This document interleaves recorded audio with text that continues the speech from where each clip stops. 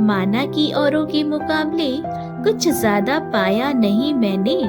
माना कि औरों के मुकाबले कुछ ज्यादा पाया नहीं मैंने। मैं खुद गिरता और संभलता रहा, पर कभी किसी को गिराया नहीं मैंने। हेलो फ्रेंड्स, जय Shri Krishna, Radhe Radhe, welcome back to my channel. आज हम कहानी सुनने वाले हैं विक्रम और बेताल की।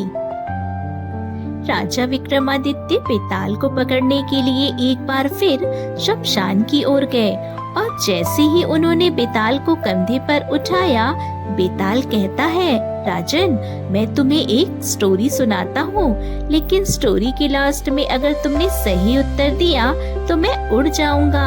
और राजा ने चुपचाप सिर हिलाया। बेताल कहानी शुरू करते हैं। होता कुछ यूँ है कि धारानगर में एक बुद्धिमान मंत्री धर्मदत्त रहता था, जिसके 3 बेटे थे, सोम, रमण और विष्णु।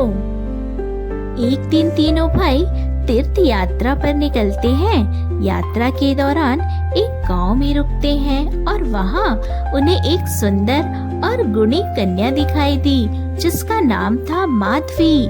तीनों भाइयों को माधवी से प्रेम हो गया। वे तीनों उस कन्या से विवाह करना चाहते थे। यात्रा समाप्त हुई, वे घर तो लौट आए, लेकिन वे माधवी को भूल ही नहीं पाए। और कुछ समय बाद अकस्मात माधवी की मृत्यु हो जाती है, तो तीनों भाई तो बहुत दुखी हो गए। पहला भाई सोम, उसने माधवी की अस्थियों की पूजा करनी शुरू कर दी। एक कलश में अस्थियों को रखा और उसकी पूजा करता। दूसरा भाई रमण दुखी होकर गृह त्याग कर देता है और साधु बन जाता है। तीसरे भाई विष्णु ने शास्त्रों का अध्ययन शुरू किया ताकि वह मृत को जीवित करने वाला मंत्र पा सके। और कुछ ही समय की साधना के बाद विष्णु को वह मंत्र मिल गया, जिससे वह मृत व्यक्ति को जीवित कर सकता था। तीनों भाई फिर मिलते हैं और माधवी के शव को मंत्र द्वारा पुनः जीवित कर देते हैं। अब प्रश्न यह हुआ कि माधवी किससे विवाह करे? बेताल ने पूछा, हे राजा, बताओ, तीनों में से कौन माधवी का पति होगा?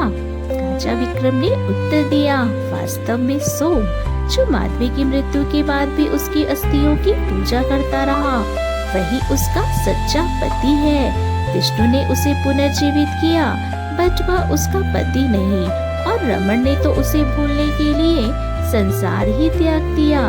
तो ट्रू लव सोम का है। बेताल हंस पड़ा और कहता है, तुमने तो बिल्कुल सही उत्तर दिया राजन, लेकिन मैं उड़ चला और उड़कर पेड़ पर जा लटकता है। तो विक्रम बेताल की ये कहानी आपको कैसी लगी, हमें कमेंट में बताइएगा। वीडियो को लाइक कीजिएगा, चैनल को सब्सक्राइब कीजिएगा। आप सभी को हमारी कहानियाँ पसंद आ रही है, हमें सपोर्ट करने के लिए बहुत बहुत धन्यवाद। Thanks for watching.